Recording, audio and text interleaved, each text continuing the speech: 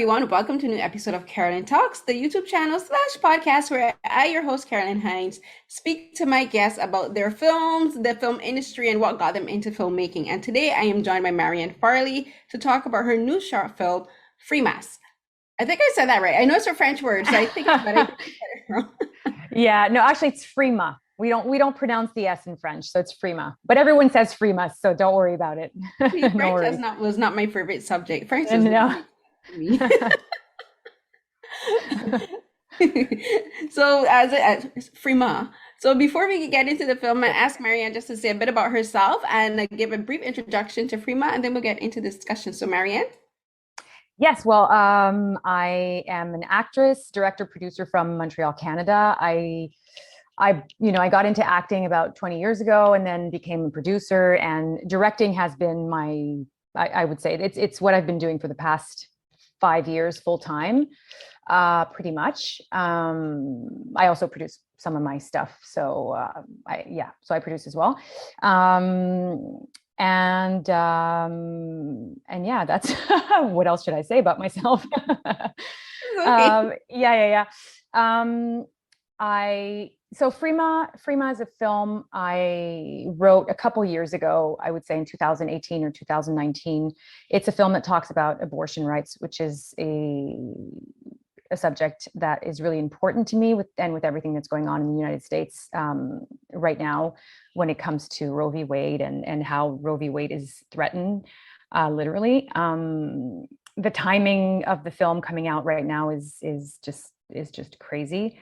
So Frima is the story of a woman, Cara, who lives in a society where abortion has been re-criminalized. And so she is forced to find an illegal, clinic to put an end to her pregnancy. And let's just say that things don't turn out quite the way she would have hoped. So yeah, basically that's the gist of it. So you said something interesting, and I was going to ask you about it actually. So this film, as we said, like you said abortion has been recriminalized, which I thought was interesting because the film is set in Montreal in Canada, and abortion is legal in Canada, and it's actually you can actually get it funded through government healthcare. Though in some instances, if you go to private clinic, you would have to pay for some services. And I know there's a medical abortion where you take medication where you have to pay for the medicine for like basically a chemical abortion. But abortion was illegal in Canada up until 1988. So it's interesting that you kind of took it back to where it becomes recriminalized again in Canada. So can you just talk about that decision to have that be a focal point of the film? Well, exactly. As you said, when I realized, in my mind, abortion has always been legal in Canada, I mean, for my whole life. But when I did some research on it, I realized that, it was permitted for certain cases before 1988, but they actually decriminalized it completely in 1988, which is, not even 35 years ago. So that's not too long ago. My feeling is that we're living in a society that's more and more polarized. We're bringing these things back on the table. It's really insane to me that, somehow we're questioning the legitimacy of these laws that protect women's rights, basically. So I thought about doing a film that was set in the 1960s or the 1970s, but the bottom line for me is these things happened and they could happen again, which was really the focal point of my film. And the message I wanted to get across is we're not safe. These laws are still threatened today in North America. Right now in Canada, we are safe. So from going back to the Middle Ages, as I would say, but who knows down the line.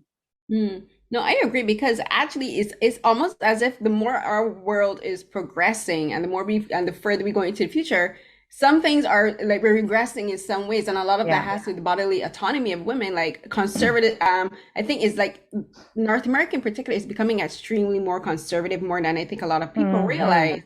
And especially when it comes to things like racism, immigration, Yeah. and that we were talking about abortion rights, and they'd be like, "Oh, but like, we're such a progressive country." I'm like, "But are you though? Really?" Because like, if you look at how like First Nations people are treated, like they're Yeah. still struggling for equality on their own land, and like Yeah. we're in 2021, and they're still fighting for land rights. And in Canada, like women are still, when you go to work, like you still face discrimination in the workplace. Hmm. Immigrants are still discriminated against in Canada. Like you still have people, like you have people running conservative political platforms against immigration where they're basically stigmatizing Yeah. immigrants. So it's like Canada's progressive, but not as much as a lot of people like to think. Yeah, I mean, in the United States, it's the same.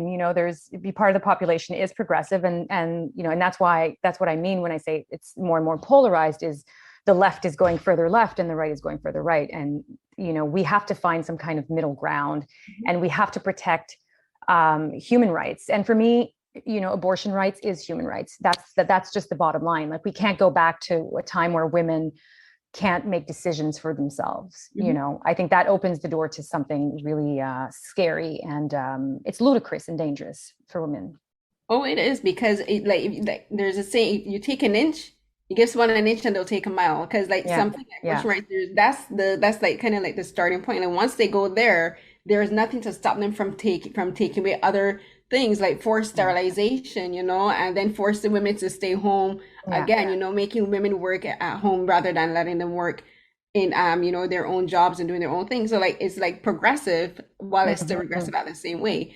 And Hmm. so like with the film, which is I think is very interesting, the film is very localized in the fact it takes place in just like three small locations. One is on the street where our main character, who is not named, which I think is interesting because it kind of, to me, I read it as like she could represent any woman. Like she Yeah. doesn't have to have any, because like she could represent millions of women in the same situation. And it takes place on the street where she's picked up. And what the first question I want to ask you, so is the mural where she's standing in front of while she's waiting for Yeah. this truck to come and pick her up was very interesting to me. And I wanted to ask you about that because I'm like, maybe I'm like, because this is something I was saying about like, I mean, if I'm thinking too much, but like the mural is this gigantic, colorful mural of a man with his hand, and the where you place her exactly, it looks like he's picking her up. And then the truck drives and picks her up. So I wanted to ask you Yeah. about that because to me that kind of symbolized a lot of things with how men are kind of like picking at women, like politically and like sexually and that kind of stuff. Yeah. Well, it's very interesting that you point that out because we were looking for different locations to film in, and that we didn't get that painted, but it was actually there. And I was trying to find a location that would make sense, where it would be like a pickup location for, women who who who want to get abortions. And it just and that shot where you see her and he's pointing at her, it came to me when we were shooting. I was like, this is just too perfect. And yes, it does symbolize men's control. I mean, when I say men, I don't mean all men. I mean the society that's very, paternalistic towards women. Um, and also, this is where you're supposed to stand if you want us to help you. So there was something, it was like a lot of messages in that one mural, which is, and it's still there. It's such a beautiful, beautiful, yeah, painting from a local artist. No, it's beautiful, and it's interesting that it's also the most colorful aspect of the film because the Yeah. setting, the coloring for the film is kind of like drab and because it takes Mm, dead of Montreal winter, which I know personally is bitterly cold. So it's kind of interesting. You just have that one bright yeah. spark point in the film because like once she gets into the truck, it's all very tense and scary because she's in a meat truck, and this is basically a truck. It's a truck where it's on the road, and Yeah. the procedure is being done as the truck is moving. Like they can't stay in one location because it's dangerous, Yeah. and because it's in a truck, it kind of like takes you back to the time where I can't even say it takes you back because abortion is still illegal in many countries around the world, and Yeah. women are still, and even in countries where it's legal, it's only under certain restrictions where it's like for the health of the mother, the fetus is in danger, and or if it's like a rape or incest or Yeah. like those kind of situations, and that doesn't apply to every country because each country has their own stipulations for abortions. Yeah. And so like I know a lot of like for especially in North America, women will say, oh, this would kind of remind you back when women were forced to have abortions in very dangerous situations, like probably at the back of someone's house, Hmm. where an old woman or a nurse or a doctor would perform an illegal abortion. And then it was like, no, this is still very much real, happening all around the world. And Yeah. like even for like for instance, South Korea only decriminalized abortions in December, Yeah. but they haven't started. I don't think they've started working on doing social assistance to help women financially and and Hmm. emotionally throughout the process of getting an abortion. But the point is it's decriminalized, but there's still so much steps that come after that. So you have countries like in Russia, like I think Russia is legal in Russia, which I think is one of the few countries apart from North America where there aren't any stipulations for Yeah. abortion. In other countries like in South America and the Middle East and other parts of Asia, like there's like all of these things that women have to go through. So can you just talk about like setting it in a truck, whereas why you picked a truck and not necessarily like you would say like a clinic or like a house where like it's one place where it would Hmm. be easier for you to film. For one, like filming in the back of a truck cannot be easy. So I want to ask you about that decision. Well, for me, it was like, as I said, in the 1960s and the 1970s and probably 1950s, the reality is women are going to get abortions, and this is what people don't understand: is they're either going to die from it or they're going to have safe abortions. But women are going to get abortions. There's no way of stopping them, because sometimes it's your livelihood that's at stake. Sometimes it's your life. It's just, we can't be forced to carry out pregnancies that that we that are just not meant. Anyways, that we don't want to carry out, basically, for whatever reason. Mhm. So doing it in a truck was the idea of doing it in a truck was that because technology has evolved so much since the 1960s and 70s where it was illegal. The idea was it's way too easy to find people now.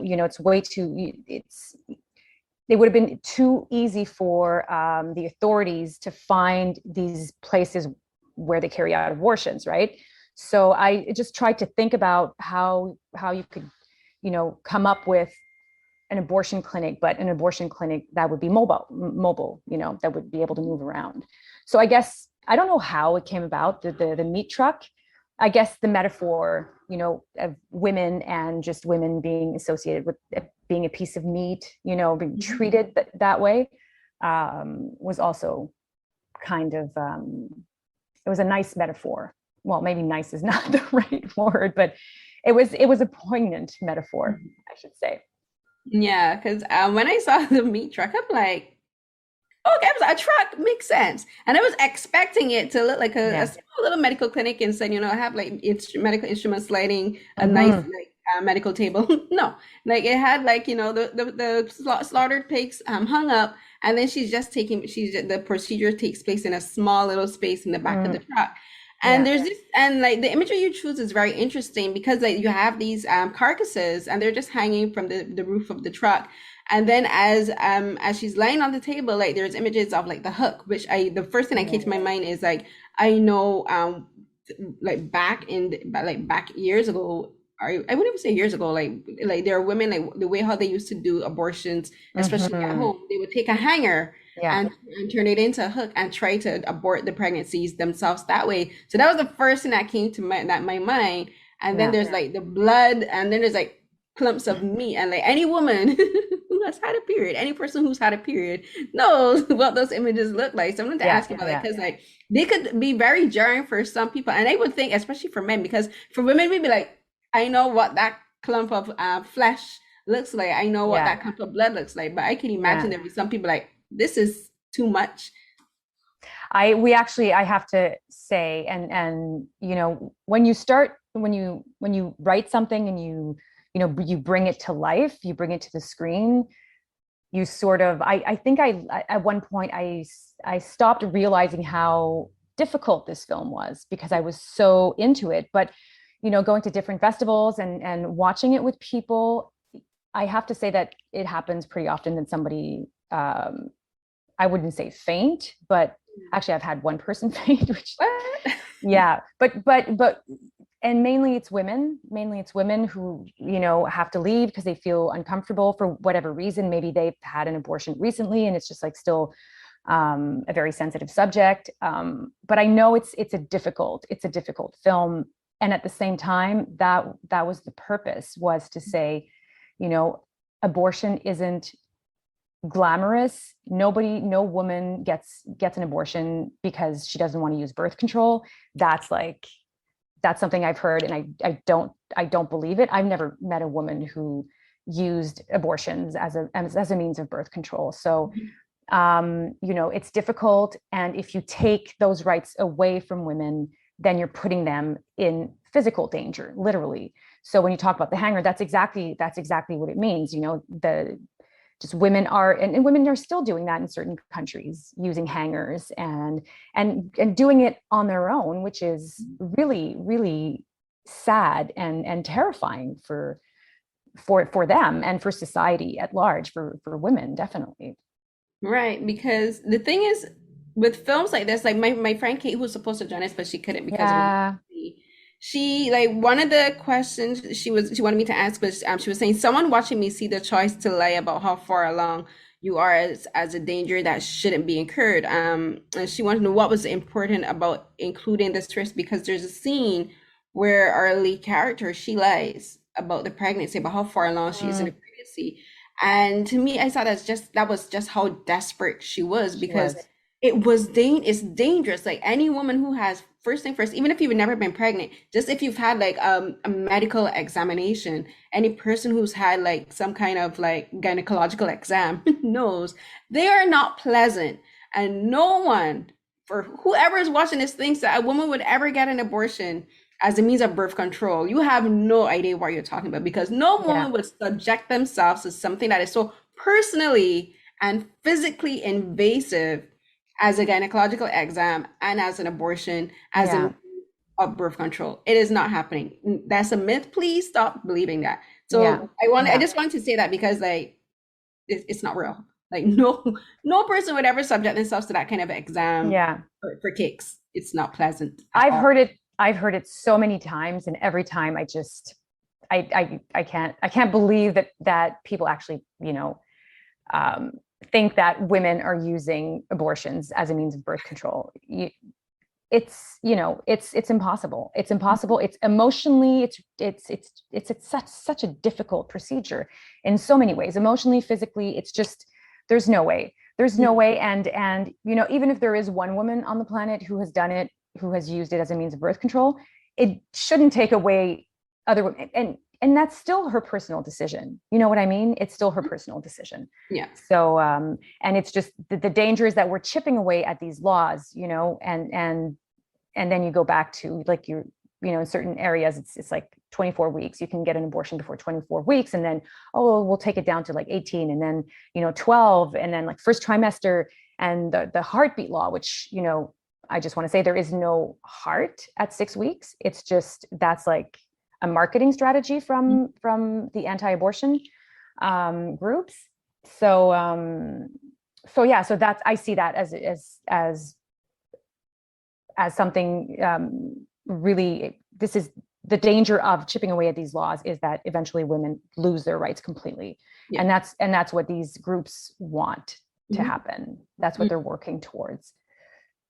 Right. And so for Kate's question, so she's asking about the moment where we realized that she's not 6 weeks pregnant, that she's actually 14 weeks. And Mm-hmm. so we wanted to ask you about that particular decision and about showing the kind of risk that women incur with abortions, because it's not simple. Like there's so many factors. Like for Mm-hmm. instance, this character, she's married and she's doing it because she reveals that the fetus is deformed and it will die the moment it's born, and she, for one, doesn't want to go through that emotional pain of watching her child die in her arms, and two, her husband does not believe in abortions. Her husband, as the distinction was made, is not pro-life, he's anti-abortion. There's 2 different things. Yeah. And so can you just talk about that part, that aspect?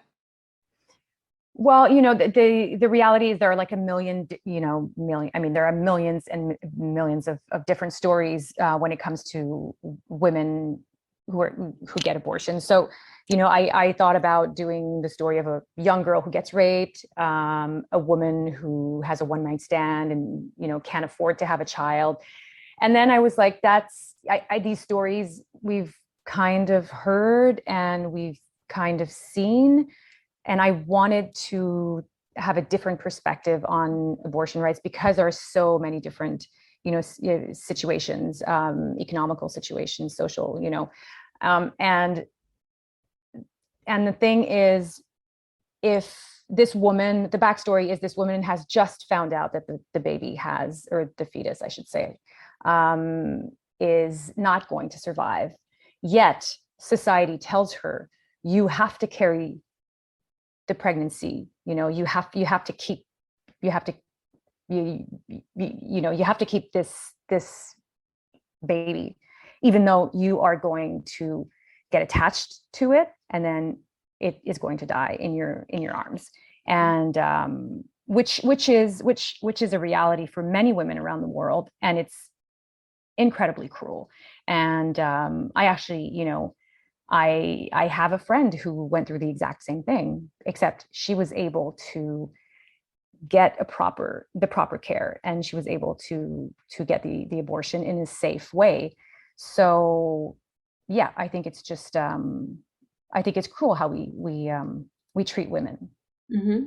Yeah, and the thing with situations like this is, like, we're talking about these anti-abortion people, like, they always say that, oh, we're pro-life, Yeah, but they don't offer support for women if they carry the babies to term. They're not going to offer financial support, and they're not going to offer babysitting services. They're not going to yeah, be like, oh, well, I'll help you look after this baby while you have to go to work to earn money. And then, because they'll be like, oh, but then you have a baby, you need to be staying home to look after this baby. Well, who's going to help them look after the baby? The yeah, father wants nothing to do with the pregnancy, or it could have been a pregnancy through rape or incest, but they're not going to get the support from the person who impregnated them, and the person who impregnated them is a criminal. So then the woman shouldn't have to be around the person who forces pregnancy on her. And these people are like, oh, you're doing this, like, you're not, you're killing a baby, you're killing a fetus, you're doing all of this. yeah, And it's like, you people don't care about the women, you don't care about the babies either. It's about control. And I think that's what this whole yeah, program is about. It's about just thinking they have the right to tell women what they can and can't do with our bodies. And it's hmm, like, can't, because even if you could, you're not going to be there to help us at the interim, or where we really. hmm, yeah. Well, the reality is, if you want less abortions on the planet, you give proper sex education to both young girls and young boys, and you make sure that all women have access to birth control, and you make sure that men are not allowed to rape women, because those are the situations that happen the most. But criminalizing abortion does not prevent abortion. Mhm. It just doesn't. That's not going to happen. Whether the law's there or not, it's not going to happen. It's going to make no difference. It's just going to put women's lives at risk. That's what it does. Yeah, it's all about making things more difficult for women Yeah, in every way possible. And so we're talking about women, and we talked earlier about a bit of the visual metaphors, like the mural and the meat cut and the yeah, box. I want to talk about the use of the term the water lily. So, like, that's the code they use to show that the woman is the right person to pick up. And I want to use that in because I did some research. I'm like, water lilies to me didn't seem so vague. I was like, I know there's what you call the language of flowers, where every flower has a meaning. And for the water lilies, it means femininity and hmm, purity and chastity. yeah, And so I wanted to ask you about use. I want to, like, was that also intentional? Because if you're talking about, you're talking about women and women being forced to carry pregnancies that they don't want to hmm, carry. But that's a lot of these, we're talking about pro-life, also ties into the whole idea of, a lot of these same people believe that women, impurity, and yeah, women um, sexually pure, and having sex only when they're married. But when women become pregnant out of marriage, they don't condemn the men. Again, it's the women hmm, that they go after. So I wanted to ask you about using that metaphor in the film as well. It just came to me because I was like, it's a code name, right? So he says, what did you have for breakfast this morning? Or what did you have to eat this morning? So I was looking for something that was kind of off, but not completely. I didn't say like a hammer or a chair or something. So, and yes, definitely the water lily was a metaphor for, that purity and religion wanting to control women, and just the hypocrisy behind this whole pro-life, yeah, movement, or anti-abortion movement. Yeah, I can't stand that expression. I can't. It makes me. It's such a crazy marketing strategy that unfortunately works to manipulate public opinion. Mm. No, it's true because the thing is and you know how, like we talked earlier, we talked about discrimination against immigrants and then, but the thing is a lot you the way how so much of this is tied into to just conservatism, Mm. religious conservatism, and then how it plays into bigotry. And because Hmm. the same pro-life people, again, a lot of them are racist, a lot of them are xenophobic. They're of course also against women's rights. Yeah. And it's just, and a lot of it just boils down to, as you said, the perfect word is hypocrisy, because Yeah. you're talking about pro-life, but you don't really care about the people who, if they don't look like you, they don't Yeah. behave like you, they don't do what they want you to do, right? So they go after women Hmm. because they don't want women to do what women want with their own bodies. They go after people of color because the people of color don't look like them, and they Hmm. have they have bigotry towards people of color. And there's all of these things, and a lot of it will be tied under the same pro-life. They'll be like, oh, we believe in pro-life, but you don't believe in freedom of speech for everyone. You don't believe in immigration policies for people to Yeah. have like safe places to live and for people of color to exist without being judged and marginalized. Yeah. Yeah. No, I absolutely agree with you.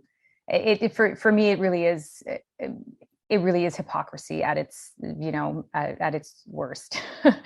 um, there's something about that whole thing where you say I'm pro-life, but yet you're anti-social programs that, like you're forcing women to have kids that they sometimes won't be able to take care of.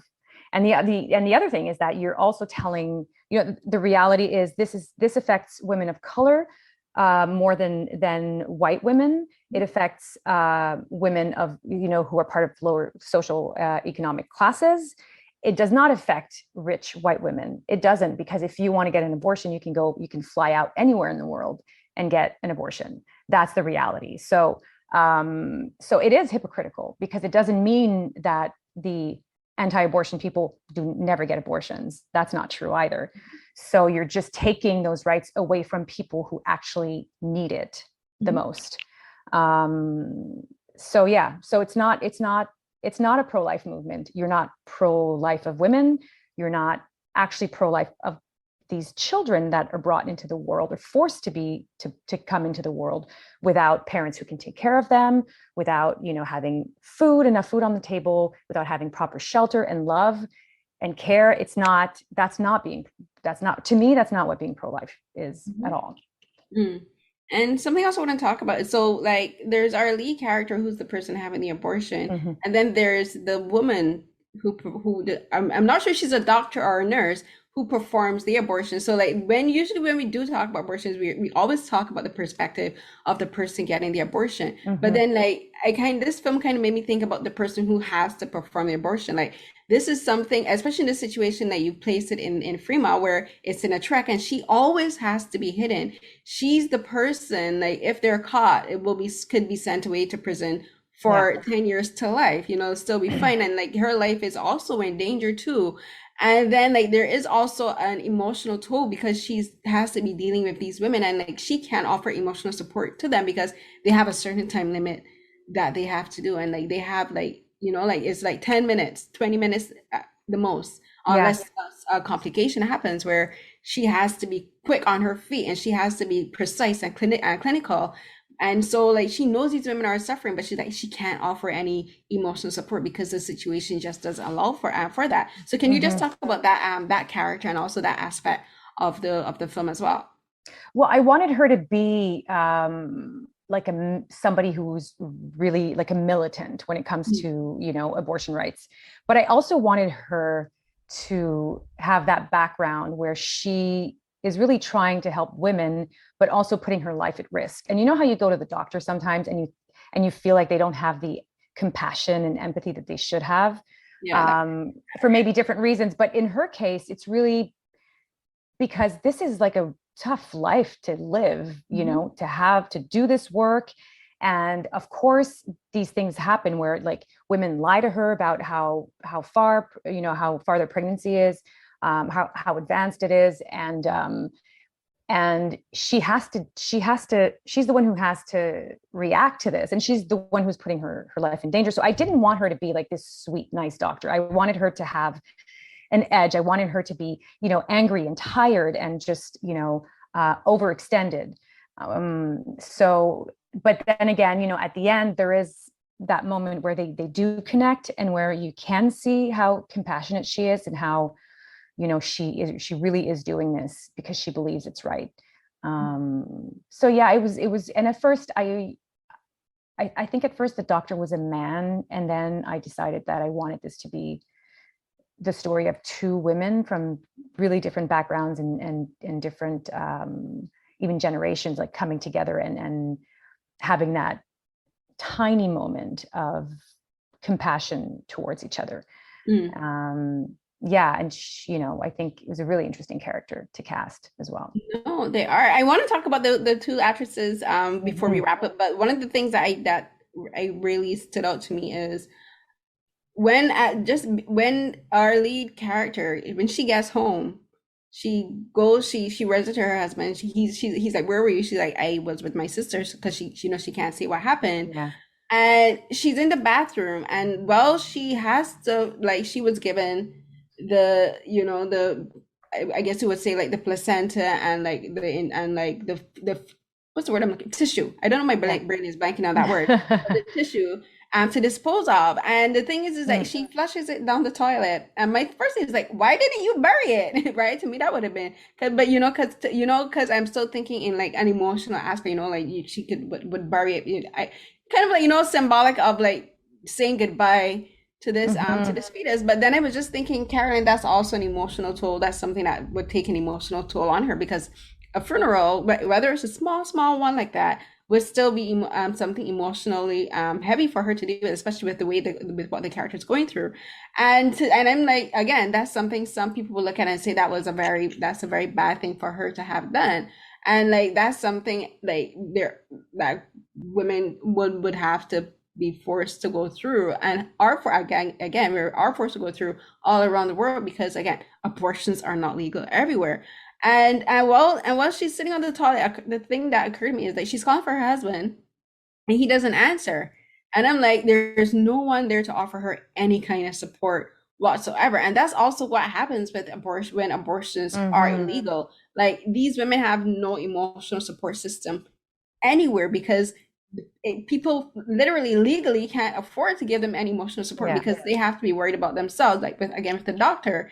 And like, if you make abortions when abortions are legal, like, there's nothing there for these women. Like, these women are alone. They can't tell anyone Mm-hmm. that they've Mm-hmm. had an abortion, because there's the risk the person might expose them and turn Yeah. them in. Like with Texas, like they had the whole placing bounty on women's head for, what was it? I think it was $10,000 bounty on women's Then head for yeah. having an abortion, which is absurd and inhumane and just like cruel. And like this, and our character is like, she's in a situation like that. If she was to tell, she can't tell a friend, because like, she doesn't know if the friend will turn her in, or she don't know if that would also put the friend Mm-hmm. in At a risk. Yeah. at Yeah. risk too. So I'm just talking about that part as well. Yeah, I just want to say the whole thing with the placenta and her putting it in the toilet is actually um, a way to um, protect herself legally, where she calls her husband to say, "I just miscarried," because that's the reality is if you're pregnant, and in certain countries you have to prove that you didn't get an abortion and that you miscarried. So how do you Oh, prove that? The only way to prove that is to, it's to show it. That's the only way you can prove it. So that's a way of protecting herself, and it's extremely cruel to ask these women to do it. And that's why she says, I can't do it. And the doctor says, yes, you can, you have to. But and you're absolutely right. The whole thing with her sitting, you know, on her, you know, sitting in the bathroom and calling her husband, and he's not responding, is she's alone. She's going to have to, you know, keep this to herself for the rest of her life. She will never be able to get closure. She'll never be able to get the emotional support that she needs. And this is what we're asking women to do all around the world in places where abortion is illegal. So, Okay. yeah. Okay, so I wasn't thinking of it of her doing it to say that she had a miscarriage. I just it didn't occur to me that it Yeah. didn't even occur to me that the husband even knew that she had a miscarriage, that she was pregnant. Sorry. So like you're saying that it makes perfect sense now. Okay. Yeah. No, That because is- in the beginning, she says, I was told you were going to be able to tell me how to make it look like a miscarriage. And the doctor says, well, I'll explain the protocol later, blah, blah, blah. And then she gives her the bag, and we understand that that's what it is. And yeah, the husband does know, he does know about the pregnancy, and he probably doesn't know that the baby or the fetus has a malformation. That, you know, she probably kept that to herself because she knows his position is just, he's just completely anti-abortion. So there would be no discussion to have. So in a way, she's also protecting him from having to make that decision, which is what we do as women. We try to protect the people that we love. And you know, in my mind, Cara could have been like anti-abortion herself before this happened, you know, because that's the reality, is when these things happen to you, sometimes your position changes. When it doesn't affect you, it's easy to say, well, no, women shouldn't have abortions, or, you know, who cares about people of color, or who cares about the indigenous rights, you know, indigenous people's rights.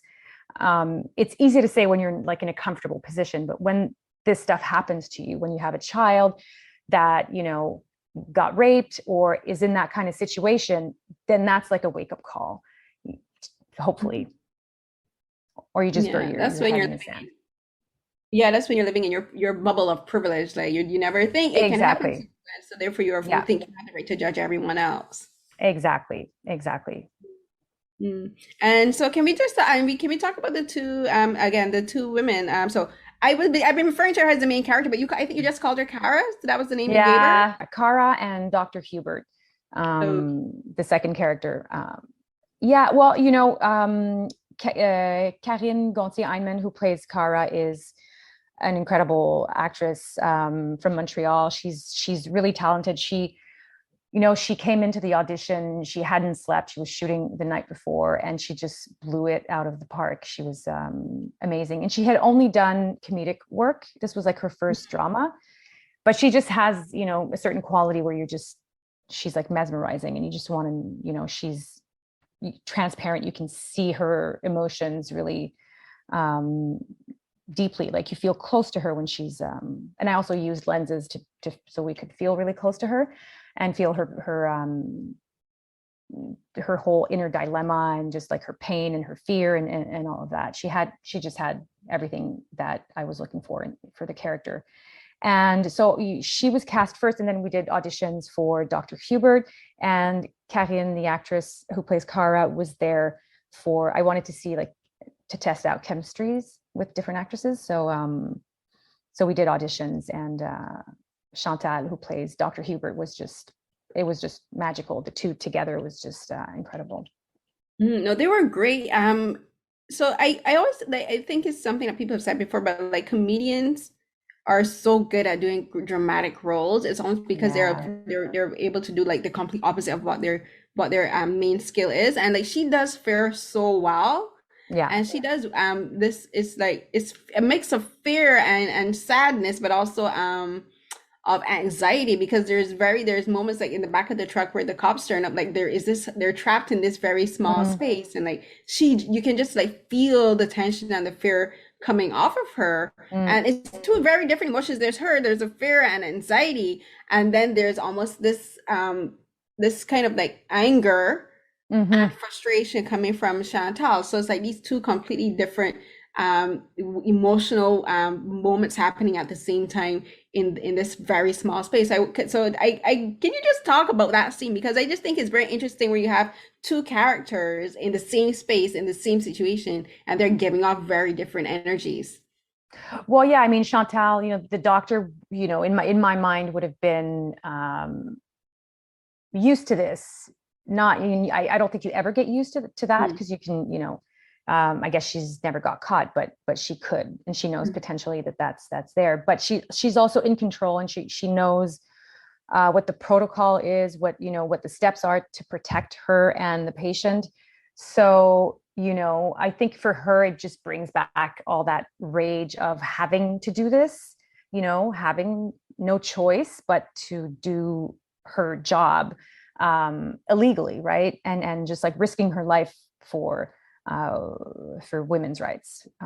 And for Cara, she feels guilty for doing this. Obviously, she is scared that her husband will find out. She's scared that she will, go to jail. She's scared that she'll have to carry out the pregnancy. Like there's all these, and I wanted her to be vulnerable. So I wanted to show like what vulnerability looks like in that moment, and what um just that, you're right, fear and anger and determination, and just like, I'm in control, mhm. don't make a sound, it's going to be okay. Just like her trying to um protect Cara from herself, Mhm. basically, because she knows that if she starts crying, she is going to ruin everything. Mm. Right. So just before we wrap up, so how has been the main reception of this film at festivals? Like you've talked a bit about women, the reaction of women from watching the film, but what has been the reaction of men watching who've seen the film that you know of anyway? Mm-hmm. I think men like the film because it's action packed in a way. Like it's really stressful, and um, it's not like a soft, slow drama like the one I did before, Marguerite. I think the reaction has been good from men, but it's probably not as emotional as with women. I think for us, it really hits home, Mhm. whereas for men, it's out there somehow. Like they're safe from it, so it's not Mhm. as. I don't think it creates the same like inner turmoil for men as for women.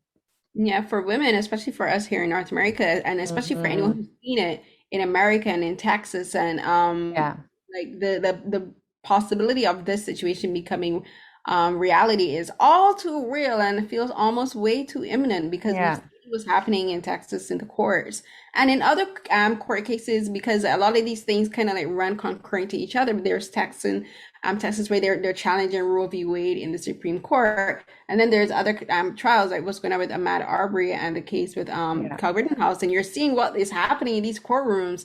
And then as a woman, you're thinking, how is this going to play out for women and for abortion rights, and not only for abortion rights, for other situations at time, because a lot of these things that we've mentioned before do kind of like all have like similar melting points, where a lot of this can come down to like one group of people trying to determine the lives of everyone else.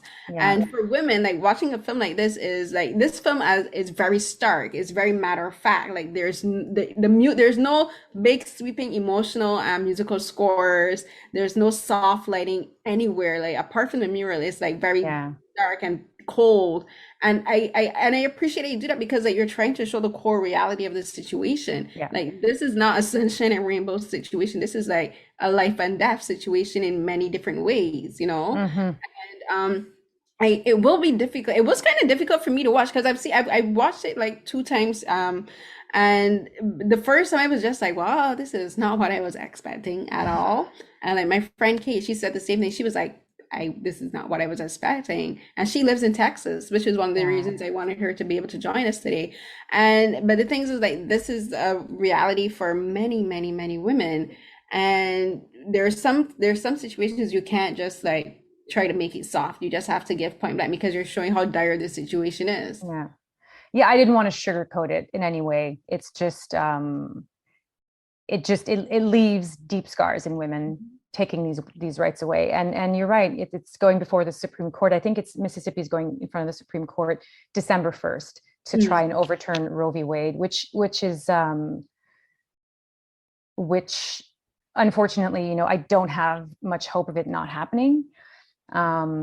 It's been in the works for a long time. There's been an agenda to overturn Roe v. Wade for a long time, mhm. and I think we're just seeing.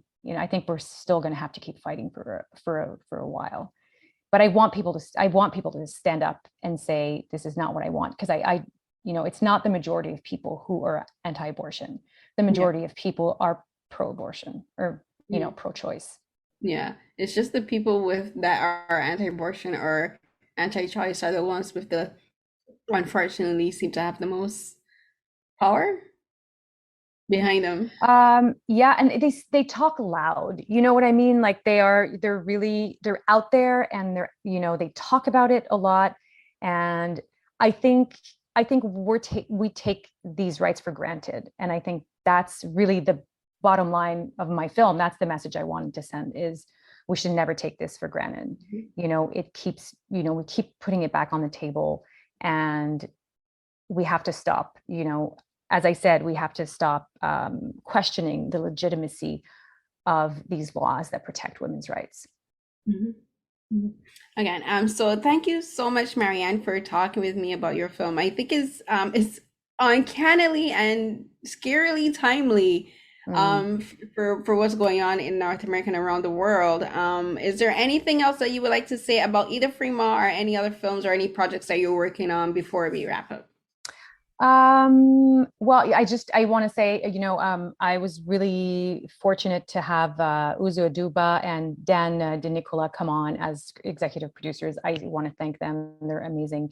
They really feel strongly about the message that the film is bringing out. And yeah, I have a feature film called North of Albany that's going to come out in 2022, and a whole bunch of other projects in the Mm. works. So can't wait to discuss those too. And just for a minute, so how Yeah. did you get Uzo Aduba to become your executive producer?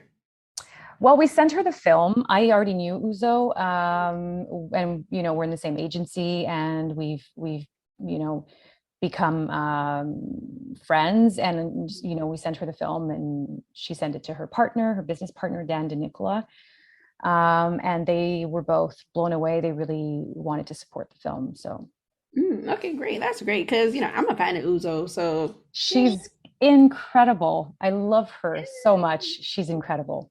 Yeah, she's such a sweet, kind woman, and so talented. Hmm. Yeah, Again, and brilliant. she is again. Congratulations for the film, and I Thank hope you get you. success off of this because I think it's very important that more people get to see it and that we have these kind of conversations about it because, Yeah, like, we as women, we know, but I think women should be given every opportunity to talk about these kind of situations and how they affect us.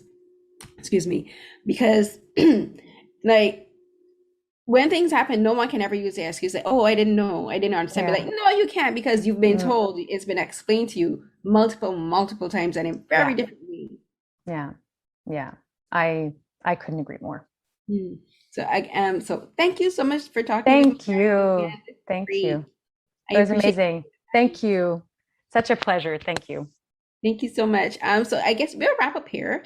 And this was an amazing conversation. And I just hope that when I watched the film, as I said, when I first because I watched it twice, and the first time I was just like I was uneasy, but then the second time I was just like, you know what, I appreciate this. I always appreciate films, but like I appreciate this kind of stories because like these are things that like I just feel very deeply about, and it's something that I talk about often. And like because of my own personal health issues and stuff, it's just like like when this happened, it was just like happened at the right time. But again, thank you so much for me. So we wrap up here, and that is it. So everyone, that was another episode of Carolyn Talks. Where and in this episode, I spoke to filmmaker, actress, and producer Marianne Farley about her new short film, Frima. This film is intense. Is a lot. Some people might find it uncomfortable to watch, but I think it's very important. And It's a on scarily timely. It's a scarily timely film. But it has a very deep and I think important message. And for anyone who is new to listening to the podcast, thank you for finding me. However you found me, thank you for and for those who've been listening, who are regular listeners, thank you so much for listening to my podcast and supporting me. You can find more episodes of Carolyn Talks on butwhythepodcast.com as well as on other streaming platforms on this. So here's what happened podcast. You can find more of my written interviews on the Carolyn Talks as well on butwhythepodcast.com as well as on my author page. You can find me on Twitter and Instagram using the hashtags dramas with Carrie, the hashtag where I live tweet Asian dramas weeklies at 8 p.m. Eastern, hashtag Saturday Night Sci-Fi, where I and my co-host, we host a weekly live tweet of sci-fi genre shows or films every Saturday night at 10 p.m. Eastern. I'm on Twitter and Instagram at CarrieCNH12. That's CarrieCNH12. You find links to my YouTube channel for the video format of Carolyn Talks, as well as other interviews that I do with the AFCA, the African American Film Critics Association, where we do virtual roundtables with Black creatives in the film and television industry, as well as Beyond the Romance, my drama podcast / YouTube channel. I just like saying that, so it's kind of like become my tagline.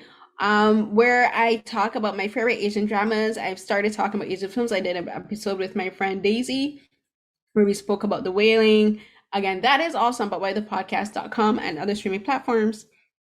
And if you would like to follow me on Twitter. I'm always on Twitter talking about politics, films, funny stuff, random stuff, music. I do my friend Joseph, he started something called K-pop Top 10, where every month we give our top 10 list of K-pop songs. And that's fun too. And I've been doing Twitter Spaces using OSTs with Cara. That's where I play my favorite OSTs from K-dramas. And I do a lot of stuff on social media. But again, everyone, until the next episode of Carolyn Talks, stay safe.